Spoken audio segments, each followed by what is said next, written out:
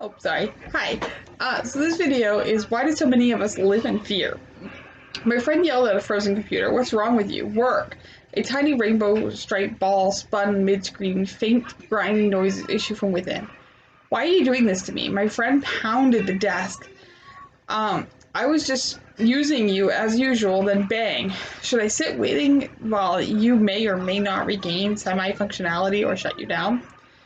That monologue felt freakishly familiar. I wanted to tell my friend I say those same things every day, not to my computer, but to my brain. I wanted to tell my friend I say those things just as you say them in desperation and frustration.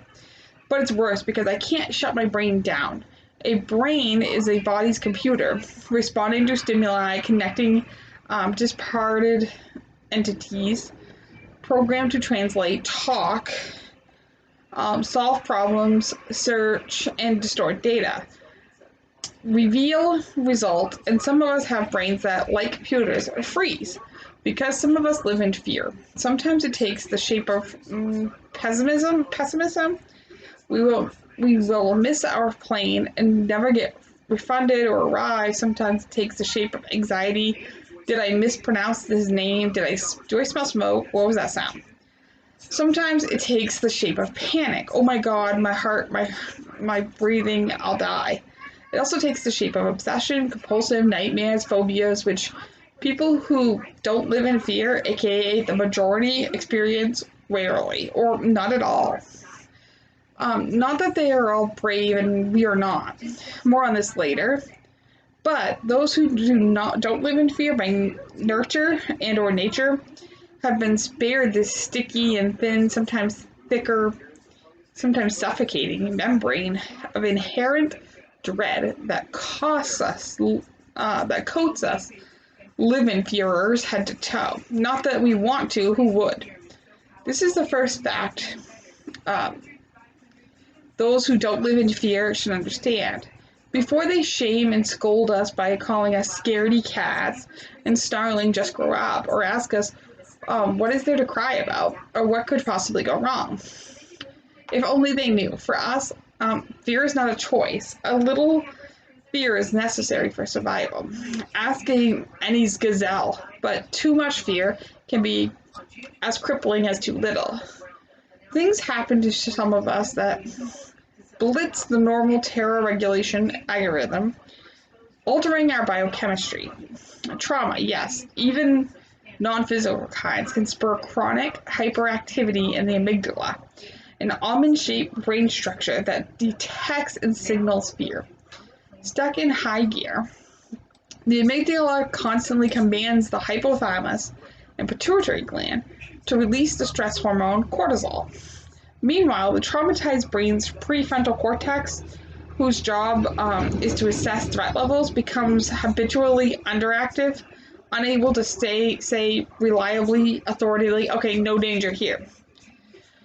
So our brains perceive nearly everything as scary. We who live in fear can sometimes quarrel with our terrors via concentration, meditation, medication, distraction, and other mostly temporary strategies. At least those 2 hours I spent researching sea shanties lyrics weren't spent checking and rechecking locks.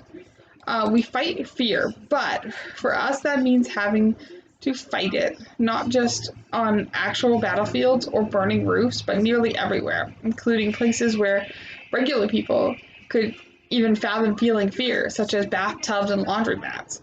We live in we live in fearers.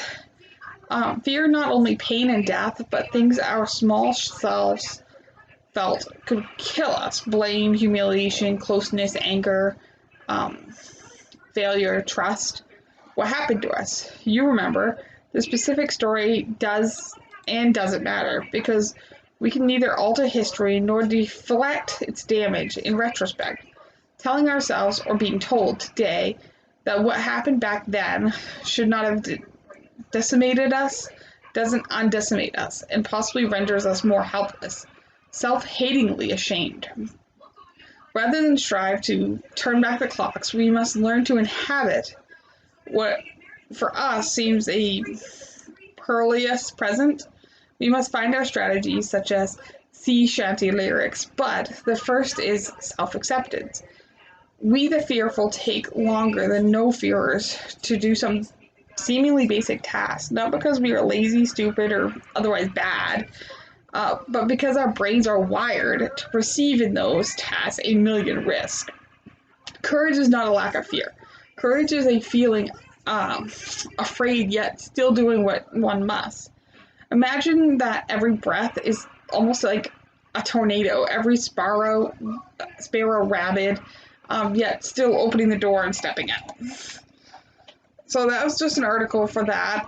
Thanks for watching.